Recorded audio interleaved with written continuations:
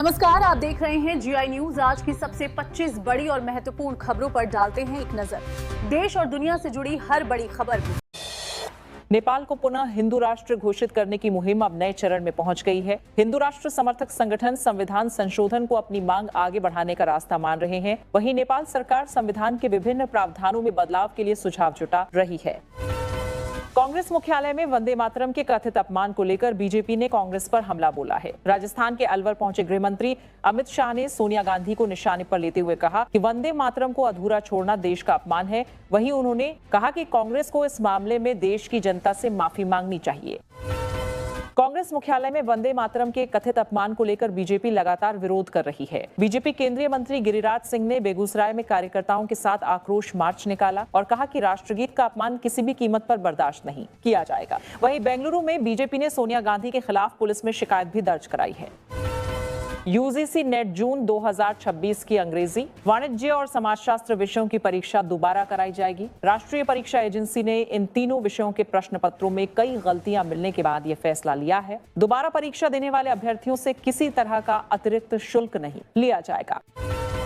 दिल्ली के मुख्यमंत्री रेखा गुप्ता ने पूर्व प्रधानमंत्री अटल बिहारी वाजपेयी की जन्म शताब्दी वर्ष के अवसर पर महिलाओं के लिए पिंक कार्ड को लेकर बड़ा ऐलान किया। उन्होंने कहा कि रक्षाबंधन से पहले उन महिलाओं को एक और मौका दिया जाएगा जिन्होंने अभी तक पिंक कार्ड नहीं बनवाया है। इस कार्ड के जरिए दिल्ली की महिलाएं बसों में मुफ्त यात्रा कर सकेंगी।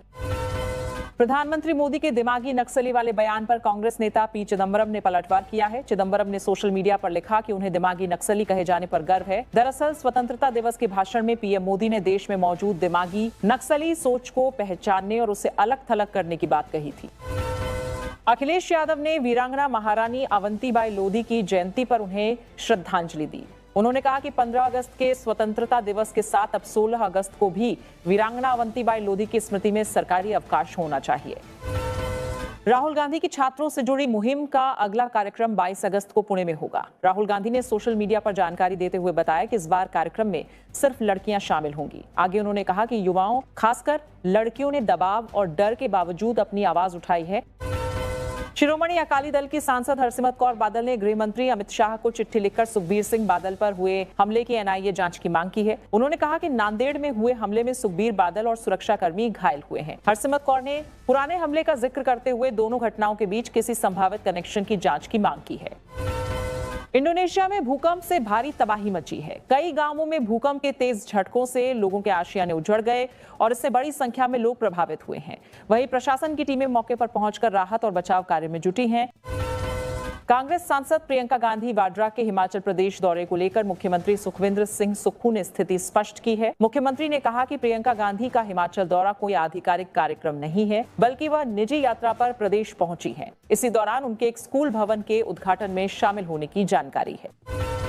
पश्चिम बंगाल विधानसभा के पूर्व डिप्टी स्पीकर आशीष बनर्जी की संदिग्ध परिस्थितियों में मौत हो गई। वीरभूम जिले के टीएमसी कार्यालय में उनका शव फंदे से लटका मिला। पुलिस को मौके से सुसाइड नोट भी मिला है। नोट में उन्होंने खुद को भ्रष्टाचार से दूर वाली बात बताते हुए बदनाम किए जाने की बात लिखी है। पश्चिम बंगाल के नादिया में कांग्रेस के वरिष्ठ नेता अनीसु उर रहमान और उनके बेटे की हत्या कर दी गई। दोनों को रात में घर लौटते समय निशाना बनाया गया। वहीं बदमाशों ने गोली मारने के साथ धारदार हथियार से हमला किया। वारदात के बाद इलाके में तनाव का माहौल है और पुलिस जांच में जुटी है।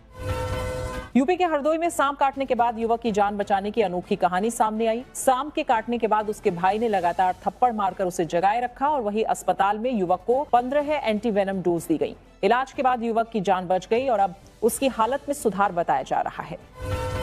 आरजेडी नेता तेजस्वी यादव ने बिहार में पेपर लीक और छात्रों पर हुई कार्रवाई को लेकर सरकार पर हमला बोला है। तेजस्वी ने कहा कि बिहार में ऐसी कोई परीक्षा नहीं होती जिसमें गड़बड़ी के आरोप न लगे। वहीं तेजस्वी यादव ने 19 अगस्त को मार्च निकालकर राज्यपाल के सामने अपनी बात रखने का ऐलान किया है। पूर्व प्रधानमंत्री और भारत रत्न अटल बिहारी वाजपेयी की 8वीं पुण्यतिथि पर देश भर में उन्हें श्रद्धांजलि दी गई। दिल्ली स्थित समाधि स्थल पर राष्ट्रपति द्रौपदी मुर्मू, उपराष्ट्रपति और प्रधानमंत्री नरेंद्र मोदी समेत कई बड़े नेताओं ने पहुंचकर अटल जी को नमन किया और देश के लिए उनके योगदान को याद किया। राजस्थान के चित्तौड़गढ़ में गृह मंत्री अमित शाह ने पूर्व प्रधानमंत्री अटल बिहारी वाजपेयी की 8वीं पुण्यतिथि पर उनकी 21 फीट ऊंची प्रतिमा का अनावरण किया। इस दौरान उन्होंने अटल बिहारी वाजपेयी को श्रद्धांजलि भी दी। पूर्व प्रधानमंत्री अटल बिहारी वाजपेयी की पुण्यतिथि पर दिल्ली में 25 नई अटल कैंटीन शुरू की गई हैं और पूर्व उपराष्ट्रपति एम वेंकैया नायडू ने इन कैंटीन का उद्घाटन किया। यहाँ लोगों को सिर्फ 5 रुपए में पौष्टिक भोजन मिलेगा। वहीं कार्यक्रम में दिल्ली की मुख्यमंत्री रेखा गुप्ता समेत कई नेता मौजूद रहे।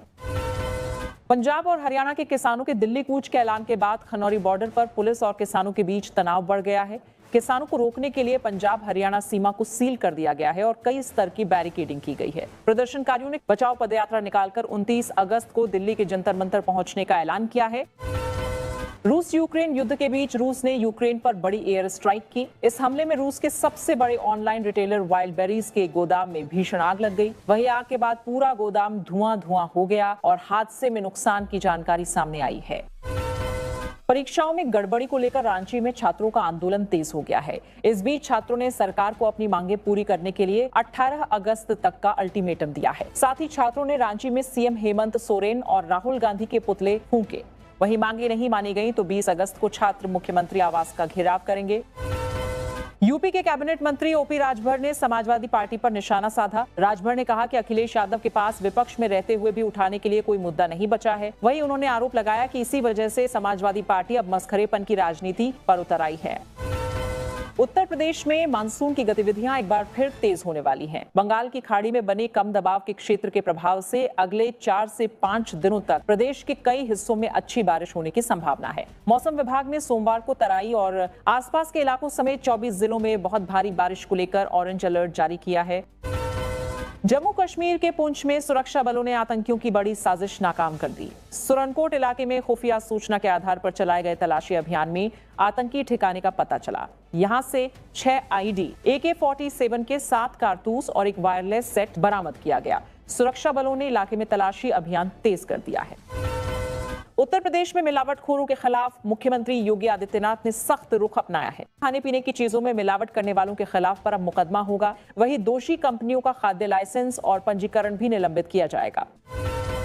मध्य प्रदेश के उज्जैन में चलती ट्रेन में चढ़ते समय एक महिला का पैर फिसल गया और महिला प्लेटफॉर्म और ट्रेन के बीच गिरने लगी। तभी वहां तैनात आरपीएफ कांस्टेबल ने तुरंत उसे पकड़ लिया और उसकी जान बचा ली। वही घटना का वीडियो भी सामने आया है। पान मसाला के कथित अप्रत्यक्ष प्रचार को लेकर बॉलीवुड के 3 बड़े अभिनेता मुश्किल में फंस गए हैं। शाहरुख खान, अजय देवगन और टाइगर श्रॉफ को कारण बताओ नोटिस जारी किया गया है। वही आरोप है कि शाइन इलायची ब्रांड का विज्ञापन प्रतिबंधित पान मसाला का अप्रत्यक्ष प्रचार हो सकता है।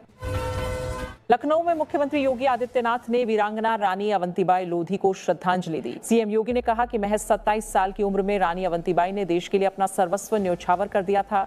साथ ही उन्होंने कहा कि ऐसी वीरांगनाओं ने देश की आजादी की नींव को मजबूत करने में अहम योगदान दिया। अयोध्या के राम मंदिर में पुजारियों के लिए नया ड्रेस कोड लागू किया गया है। अब सभी पुजारी एक जैसे हल्के पीले रंग की रेशमी धोती और उत्तरीय पहनेंगे। वहीं पुजारियों के लिए पंचकेश परंपरा या पूरा मुंडन अनिवार्य किया गया है और बड़े बाल और दाढ़ी रखने की अनुमति नहीं होगी। इसके साथ ही तिलक लगाना भी अनिवार्य किया गया है। वृंदावन में हरियाली तीज पर्व के दौरान बीजेपी विधायक और डीएसपी के बीच तीखी बहस हो गई। विवाद विधायक के काफिले की गाड़ियों की प्रवेश अनुमति को लेकर हुआ। डीएसपी अमित पाठक ने गाड़ियों के प्रवेश को लेकर जानकारी मांगी और इस बीच दोनों के बीच बहस हो गई और विधायक ने डीएसपी को वर्दी उतरवाने तक की धमकी दे दी। राजस्थान के झालावाड़ में दर्दनाक सड़क हादसा हुआ। पतलापी दरगाह के पास एक अनियंत्रित बस ने सड़क किनारे खड़े करीब 10 लोगों को कुचल दिया। हादसे में 4 लोगों की मौत हो गई जबकि कई लोग घायल हुए हैं। शुरुआती जानकारी के मुताबिक बस का ब्रेक फेल होने के बाद चालक वाहन पर नियंत्रण नहीं रख सका। सूरत और बनासकांठा में खाद्य सुरक्षा विभाग और पुलिस ने मिलावटखोरों के खिलाफ बड़ी कार्रवाई की है। छापेमारी में नकली घी बनाने वाली फैक्ट्री का खुलासा हुआ। मौके से करीब 5157 लीटर मिलावटी घी और पाम ऑयल बरामद किया गया। सामान की कीमत करीब 35 लाख रुपए बताई जा रही है। यूपी के हाथरस में एटा हाईवे पर तेज रफ्तार कार अनियंत्रित होकर खाई में पलट गई। हादसे में 3 लोगों की मौके पर ही मौत हो गई जबकि 2.5 साल के मासूम समेत 4 लोगों को पुलिस ने रेस्क्यू कर बाहर निकाला। वहीं घायलों को इलाज के लिए अस्पताल भेजा गया है। हिमाचल प्रदेश के पूर्व मुख्यमंत्री जयराम ठाकुर ने मुख्यमंत्री सुखविंदर सिंह सुक्खू पर स्वतंत्रता दिवस के मंच का राजनीतिक इस्तेमाल करने का आरोप लगाया। उन्होंने शिक्षण संस्थानों के राजनीतिकरण, कर्मचारियों और पेंशनरों की मांगों, पेट्रोल डीजल पर सेस और राज्य की आर्थिक स्थिति को लेकर सरकार पर निशाना साधा। जयराम ठाकुर ने दावा किया कि कांग्रेस सरकार की चुनावी गारंटियां जमीन पर दिखाई नहीं दे रही हैं।